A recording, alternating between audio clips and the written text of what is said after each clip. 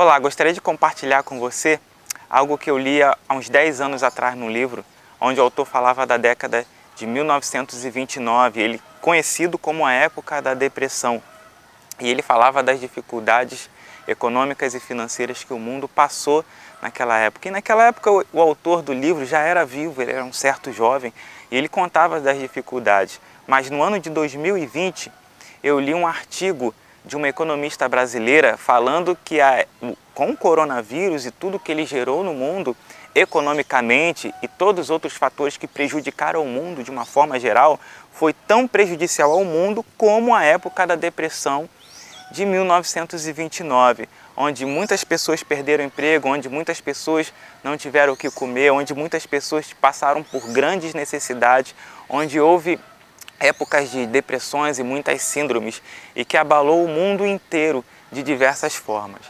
Mas quero compartilhar algo com você. Não foi a época da depressão, não foi o coronavírus em 2020 e nem peste bubônica e nem nada que afetou o mundo até hoje que mais destruiu o mundo.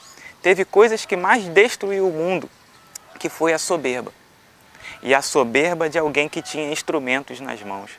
Na Bíblia diz que Satanás tinha em suas mãos pífaros e tambores. E Isaías diz que ele tinha alaúdes. E diz que por causa da soberba do coração, ele caiu. Observa que não era por falta de talento. Ele caiu por causa do coração. E por causa do coração, ele abalou não só o mundo, como o planeta Terra, mas tudo, no âmbito espiritual, no âmbito material, no sofrimento, e tudo que possa ter ruim no mundo foi abalado por causa dessa soberba, e a soberba de quem tinha instrumentos nas mãos. Hoje vivemos tudo de ruim que acontece em todos os aspectos possíveis, porque quem tinha instrumentos nas mãos se elevou o coração. Não seja você alguém que colabore por algo que mais prejudicou o mundo. Não seja você que faça coisas piores do que o coronavírus, do que a época da depressão. Deus te chamou para algo diferente e não seja você o causador do que mais prejudicou o mundo, que é a soberba de alguém que tinha instrumentos nas mãos. Que Deus fale melhor ao teu coração e te abençoe.